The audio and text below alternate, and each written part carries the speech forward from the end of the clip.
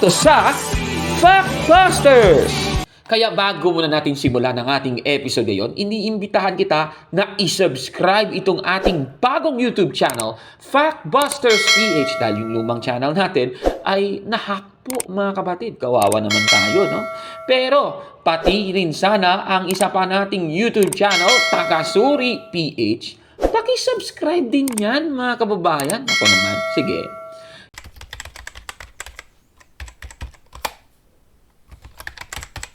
Magandang araw mga kapatid and welcome na naman sa isang bagong episode ng Factbusters PH. Sa Juan 6:51, si Kristo ay ang tinapay na buhay na bumaba mula sa langit. At ayon sa talata, ang sino mang makakain ng tinapay na ito na referado kay Kristo ay mabubuhay magpakailanman. Ito po ang isa sa mga talata na kinakapitan ng Iglesia Katolika.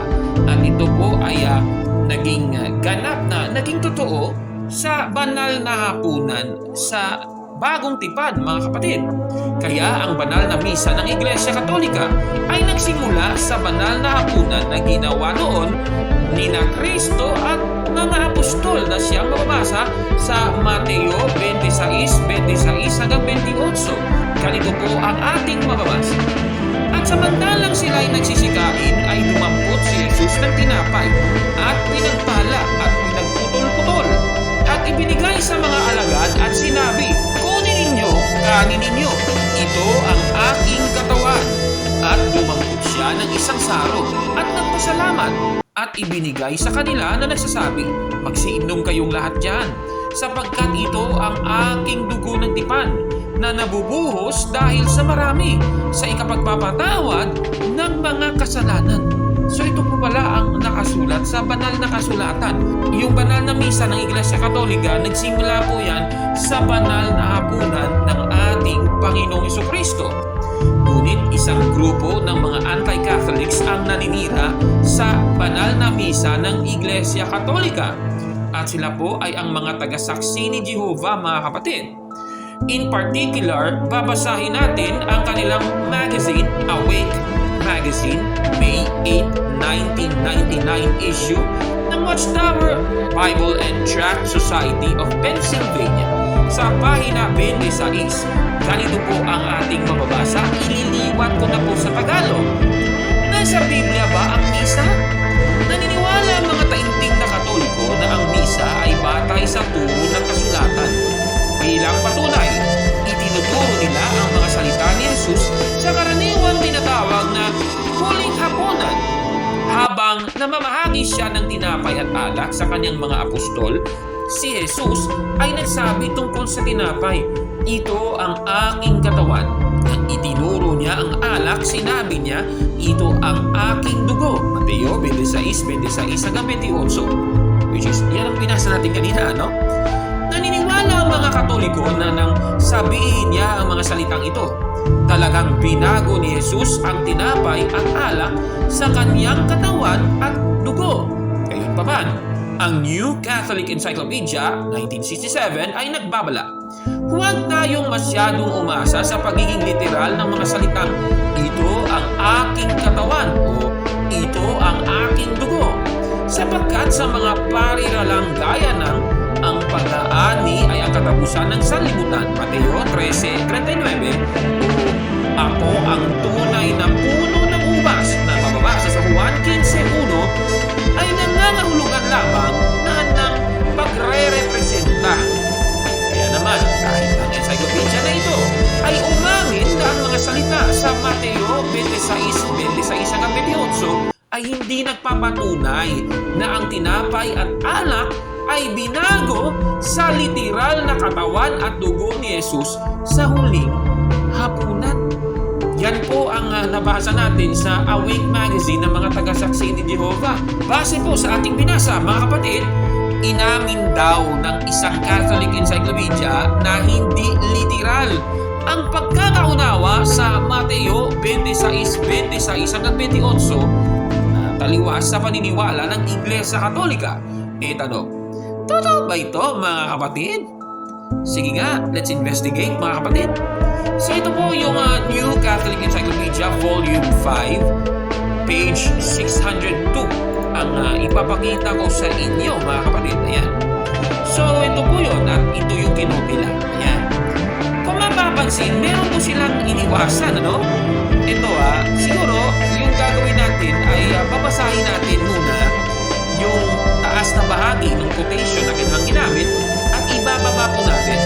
Ililipat ko pa sa Tagalog. Ganito po ang ating mababasa. Tingnan ninyo, ano ba ang talagang gustong ipahiwatig ng encyclopedia? Nagsasabi ba ang encyclopedia na hindi literal na dapat natanggapin itong sinasabi sa Mateo 26:26-28? Sige nga, tingnan nyo natin. Ganito po ang sabi. Ang unang katibayan ay mula sa mga talata ng pagkatatag. Mateo 26:26-28, Marcos 14:22-24, Lucas 22:19-20, unang Korinto 11:23-25, noong huling hapunan. Upang ipakita ang katotohanan ng presensya ni Kristo sa ilalim ng anyo ng tinapay at alak, hindi tayo dapat masyadong umasa sa pagiging literal ng mga salitang, ito ang aking katawan o ito ang aking dugo. Ang ganitong argumento ay walang suportang pilolohiko sapagkat si Kristo ay nagsalita sa Aramaic na madalas ay hindi gumagamit ng kopila. At kahit na magbigay ng I or is gaya ng ginagawa ng mga Greek version, ay hindi magpapatunay sa nasabing punto.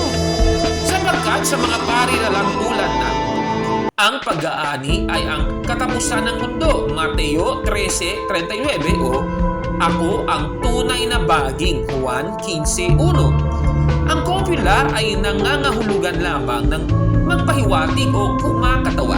Gayunpaman, ito ay may pakikita na maliban kung literal ang ibig sabihin ni Kristo sa mga sinabi niya sa huling hapunan, ang mga resultang metapora ay magiging lubos na nakalilito at walang halaga. Sa katunayan, ang simbolismo ay maaaring iwaksi at mas makabuluhang paraan. Ibig sabihin, ang huling hapunan ay isang sakripisyong pagkain, pagpapasinaya ng isang bagong tipan kasama ang Diyos. Isang tipan na personal na pinagtibay ng mga apostol sa pamamagitan ng pakikibahagi sa sacrifice victim.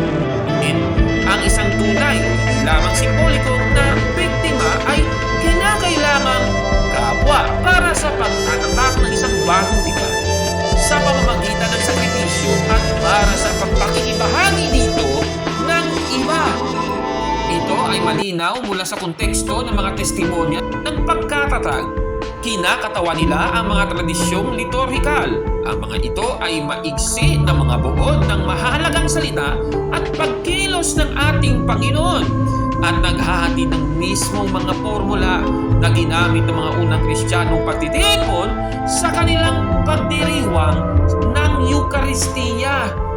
Napakaliwanag po, hindi naman pala sinasabi na metaphor lamang ang tinutukoy na ito ang aking katawan sa Mateo 26:26-28. Ibig sabihin, hindi po inamin ng Catholic Encyclopedia na hindi literal ang tinutukoy sa Mateo 26:26 hanggang 28. Mga kababayan, klarong-klaro po talaga. Kaya sa sinasabing ito ng magazine ito, parang INC din incomplete kaya? Busted! Yan! Mali po yan. Puntahan naman natin ang sinasabi ng nasabing magazine. Babasahin naman natin ang page 26 hanggang 27. Ganito po ang ating mababasa. Maaaring maalala ng isang tao na minsan sinabi ni Jesus, ako ang tinapay na buhay na bumaba mula sa langit. Ang sino mang kumakain ng aking laman at inumin ang aking dugo ay may buhay na walang hanggan. Juan 6:51 at 54. Literal na tinanggap ng ilan sa mga nakikinig kay Jesus ang kanyang mga salita at nagulat sila. Juan 6:60. Ngunit maaari nating itanong, binago ba ni Jesus ang kanyang laman bilang tinapay sa pagkakataong iyon? Tiyak na hindi. Pasimbolo ang pagsasalita niya. Inihambing niya ang kanyang sarili sa tinapay dahil sa pamamagitan ng kanyang sakripisyo ay magbibigay siya ng buhay sa sangkatauhan. Malinaw na ipinahihiwatig ng Juan 6:35 at 40 na ang pagkain at pag-inom ay gagawin sa pamamagitan ng pananampalataya kay Hesu Kristo. O yan po ang kanilang sinasabi sa magazine. Hindi talaga literal ang sinasabi sa Juan 6:51 at 54 nang sinasabi na si Kristo ang tinapay na buhay na bumaba mula sa langit. At saka sabi din nila, ang pagkain sa laman ni Kristo ay tumutukoy sa pagsasampalataya kay Kristo. Ayon po sa Juan 6:35 at 40. Tanong, totoo ba ang lahat ng kanilang sinasabi? Suriin nga natin mga kababayan, ano? Sige, balikan natin yung Juan 6:51 at 54 na sinasabi nila na ang mga Katoliko ay tinatanggap ito bilang literal, ano? Hindi symbolikal. Ganito po ang ating mababasa. Ako nga ang tinapay na nagbibigay buhay na bumaba mula sa langit. Mabubuhay magpakailanman ang sinumang kumain ng tinapay na ito. At ang tinapay na ibibigay ko upang mabuhay ang sanlibutan ay ang aking laman. Ang kumakain ng aking laman at umiinom ng aking dugo ay may buhay na walang hanggan at muli ko siyang bubuhayin sa huling araw. Sa mga Katoliko, tinatanggap natin ito na literal, mga kapatid. Kaya nga sa Juan 6:60 na kinotin na nasabing magazine ay ganito ang sabi. Narinig ito ng kanyang mga alagad at marami sa kanila ang nagsabi, mabigat na pananalita ito. Sino ang makakatanggap nito? Sa talatang ito, ang mga nakikinig kay Kristo, yung iba doon, nabibigatan sa pananalita ni Kristo. Pero mo naman, sasabihin ni Kristo, kakainin si Kristo. Ano kasi siya yung tinapay? Mabigat po yun. At marami nga sa mga alagad, ang kanilang pagkakatanggap, literal na sinabi ito ni Kristo, mga kababayan. Pero ang argumento ng mga tagasaksi ni Jehovah, base daw sa Juan 6:35 at 40, ang pagkain kay Kristo, tumutukoy daw yon sa pagsasampalataya kay Kristo. Sige, basahin nga natin yung Juan 6:35 at ang unang bahagi ng versikulo 40. Ganito po ang sabi doon. Sinabi ni Jesus, ako ang tinapay ng buhay. Ang lumalapit sa akin ay hindi na magugutom kailanman. At ang sumasampalataya sa akin ay hindi na mauuhaw kailanman. Sapagkat ito ang kalooban ng aking Ama. Ang lahat ng nakakakita sa anak ay sumasampalataya sa kanya ay magkaroon ng buhay na walang hanggan. O yan po ang sinasabi ng nasabing mga talata. So, ganun po. Ibig sabihin, symbolikal lang, figurative lang po ang sinasabi. Di umano ng mga tagasaksi ni Jehovah, ito daw ay figurative. Itong sinasabing ito ang aking katawan. Sinasabi ng ating Panginoong Jesucristo, ano? Ako nga ang tinapay na nagbibigay buhay na bumaba mula sa langit na sinong kakain ito, mabubuhay magpakailanman. Figurative daw ito ayon sa mga tagasaksi ni Jehovah. Kung figurative, yung pagkain nung tinapay na siyang laman ni Kristo, figurative yan, sandere. Tandaan, yung resulta ng pagkain nito, ikaw ay mabubuhay magpakailanman. Tignan ninyo, sa mga talata sa Biblia, on a positive note ba, kung ikaw ay kakain ng laman, anything na laman, kakainin mo yun, yung resulta ay positive. Sa ibang talata ba ng Biblia, ganun din ba? Titignan natin, ano? Babasahin natin ang nakasulat sa Mikas, Kapitulo 3, versikulo 1 hanggang 3. Ganito po ang ating mababasa. Ang sinabi ko, makinig kayo, lahat ng mga pinuno ng Israel. Katarungan ang dapat ninyong pairalin. Ngunit ayaw ninyo ng mabuti at ang nais ninyo'y kasamaan. Binabalatan ninyo ng buhay ang aking bayan at unti-unting hinihimay ang kanilang mga laman. Kinakain ninyo ang kanilang laman. Binabakbak ang kanilang balat. Binabali ang mga buto at tinatadtad na parang karneng iluluto.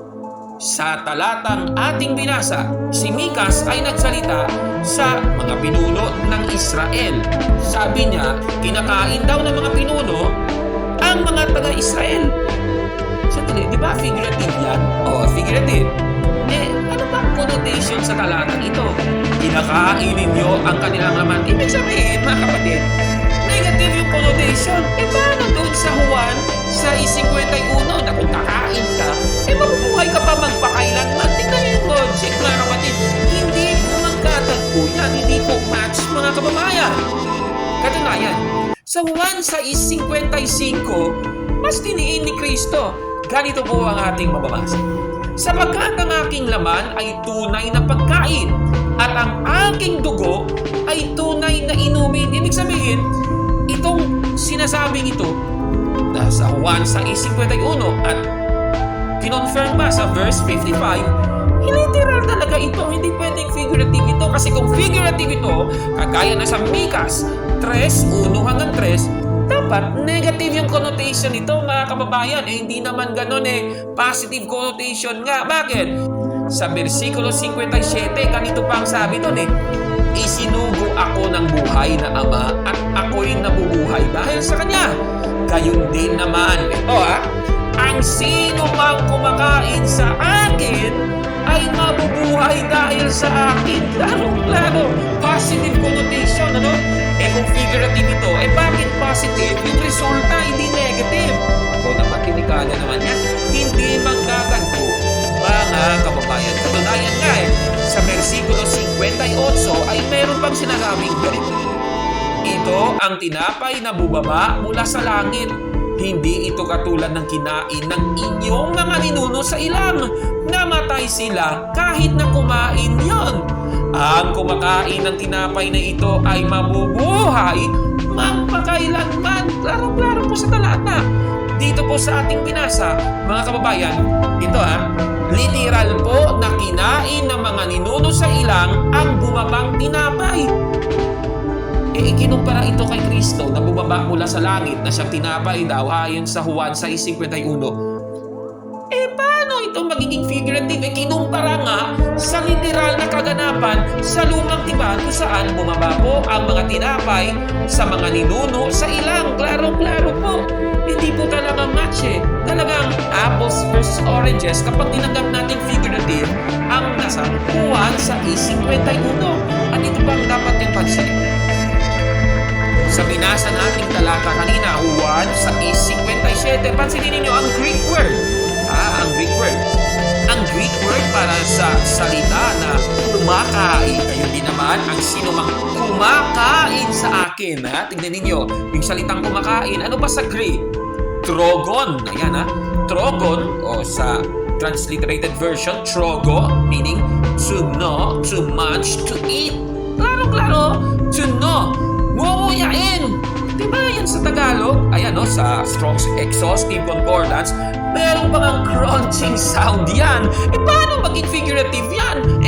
Kaganon ka kakain ka talaga. Ibig sabihin, literal na kinakain ang tinutukoy, mga kababayan. Kaya nga, nung narinig ito ng mga alagad, yung karamihan sa kanila nabibigatan nga at tumalikod nga sa ating Panginoon sa Kristo at mapapatunayan natin yan sa Juan 6:60 at 66. Ganito po ang ating bababasa. Narinig ito ng kanyang mga alagad at marami sa kanila ang nagsabi, mabigat na pananalita ito. Sino ang makakatanggap ito? Mula nooy marami sa kanyang mga alagad ang tumalikod at hindi na sumama sa kanya. Napakaliwanag po ng ating nabasa, mga kababayan. Kung figurative lang, sana hindi sila tumalikod, Hindi na sila nagtanong kasi nga figurative lamang ito. Figurative lamang ito. Ako naman, grabe naman yan. Kaya yung buong context po ng Juan 6, pinapatunayang literal nga nung sinabi na siya ang tinapay na buhay na bumaba mula sa langit. Ang sino mang kakain kay Kristo ay mabubuhay magpakailanman. Kaya itong sinasabing ito, mga tagasaksi ni Jehovah, busted yan, mali lahat yan. Ako naman. Ngayon, puntahan natin yung isa pang sinasabi ng mga tagasaksi ni Jehovah sa page 27 ng nasabing magazine. Ganito po ang ating mababasa. Ililiwat ko na rin sa Tagalog. Dahil ang misa ay isang pangunahing seremonya ng Iglesia Katolika, maaaring asahan ng kasulatan na susuportahan ito. Hindi nila ginagawa. Ibinaliwanag ng Catholic Encyclopedia 1913 edition kung bakit. Ang pangunahing pinagmumulan ng ating doktrina ay tradisyon na mula pa noong unang panahon ay nagmamahayag ng namakaawa na halaga ng sakripisyo ng misa.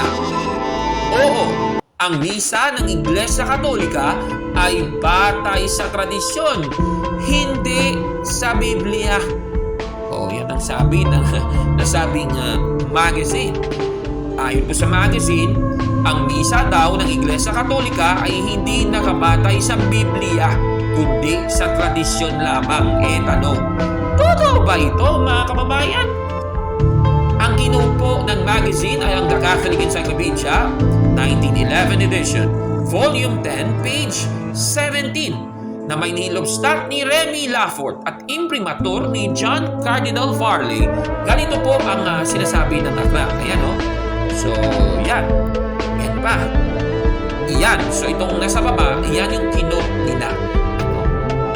Ngayon, itong nasa taas, pansinin ninyo ha, itong nasa taas ng kanilang kinot. Ayan. Ipapakita ko po sa inyo. Babasahin na natin ito. Kung ipapakita ang batayan sa Biblia tungkol sa doktrina ng misa o Tridentine Doctrine, una sa lahat ay maaari nating pag-usapan ito tulad ng sumusunod. Kung paanong mayroong salubang tipan bilang karagdagan sa mga sakripisyo ng papuri at pasasalamat, pampalubag loob at walang bayad na mga sakripisyo, Levitico 4:8, Ikalawang Hari 24:21 at iba pa. Ang bagong tipan bilang isang katapat nito ay dapat ding magkaroon ng mga katumbas para sa lahat ng mga ito. Ngunit, ayon sa propesiya ni Malakias, ito ang misa na dapat ipagdiwang ng Iglesia sa lahat ng lugar at sa lahat ng oras. Dahil dito, ang misa ay ang pampalubag loob na sakripisyo. Kung tungkol sa pagtukoy sa katangiang nagpapalubag loob, ang talaan ng institusyon ay malinaw na nagsasaad na ang dugo ni Kristo ay ibinuhos sa kalis sa kapatawaran ng mga kasalanan. Mateo 26:28. Ito pala yung nasa taas ng quotation na kanilang binasa. Mula po sa binasa natin, ang banal na hapunan na ginawa ni Kristo at ng mga apostol na siyang ipinagpatuloy ng Iglesia Katolika ay may katumbas po sa lumang tipan ayon sa aklat. Katunayan nga, sinabi nga ng aklat, itong sinasabing propesiya ni Malakias. Ano bang talata ito? Babasahin nga natin ang Malakias 1:11. Ganito po ang sabi doon. Iginagalang ang aking pangalan ng lahat ng mga bansa mula silangan hanggang kanluran. Nagsusunog sila ng insenso at nag-aalay ng malilinis na handog para sa akin. Ako'y pinaparangalan nilang lahat. Dito sa nabasa natin, iginagalang po ng mga sumasamba sa kanya ang pangalan niya. At sabi pa nga dito, at ang sumasambang ito ay galing sa lahat ng mga bansa mula silangan hanggang kanluran. At sabi pa dito, sila ay nag-aalay ng malilinis na handog para sa Diyos Ama. Tanong, ano ba ang malinis na handog na tinutukoy sa talatang ito? Babasahin naman natin ang April, Kapitulo 10, versikulo 3 hanggang 6 at babasahin ko na rin ang versikulo 8 hanggang 10. Ganito po ang mababasa. Ngunit ang mga alay na ito ang nagpapagulita sa mga tao ng kanilang mga kasalanan taon-taon, sapagkat ang dugo ng mga toro at mga kambing ay hindi makakabawi ng mga kasalanan. Dahil dyan, nang si Kristo ay naparito sa daigdig, sinabi niya sa Diyos, ang mga pang-alay pati mga handog at ang mga hayop na handang sunugin, hindi mo na ibig sa tambanan dalhin.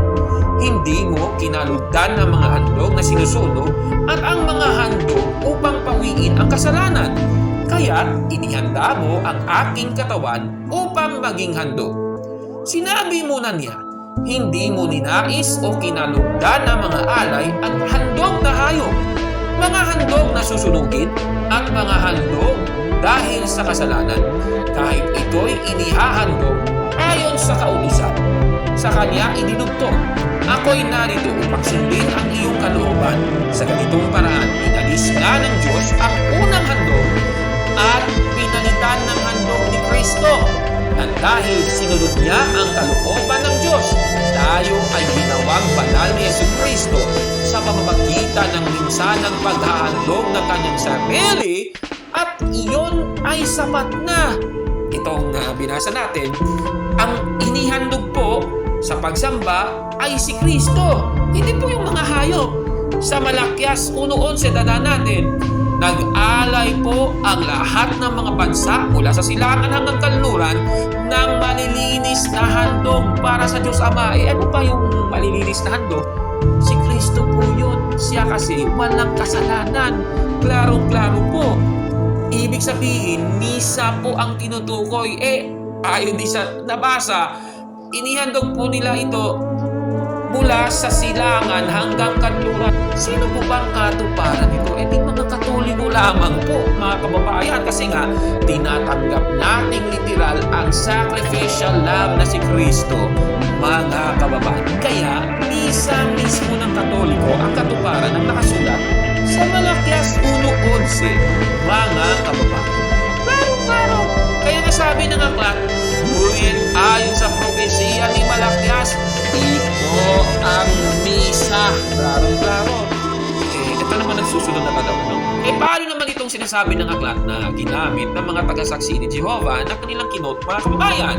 Ang pangunahing pinagmumula ng ating doktrina, gayon pa man, ay tradisyon na mula pa noong unang panahon ay nagdedeklara ng imperatoryong halaga ng sakripisyo ng misa. Yung tinutukoy pala ng aklat, pangunahing pinagmumulan. Kung ang pangunahing pinagmulan ng doktrina ng misa ay tradisyon, ibig bang sabihin hindi na ito mababasa sa Biblia? Mali po. Kung yung chief source ng doktrina ay tradisyon, ibig naman sabihin ito, meron pang ibang sources na siyang Biblia. Mga kababayan, klaro-klaro. At ito po pala yung doktrina ng sakripisyo ng misa. Hindi naman tumutukoy yun sa misa per se. Klaro-klaro po yan. At yan po ang aral natin, Catechism of the Catholic Church, paragraph 1365, na ang Eucharistia ay ang sakripisyo natin sa Diyos Ama. Klaro-klaro po yan, mga kababayan.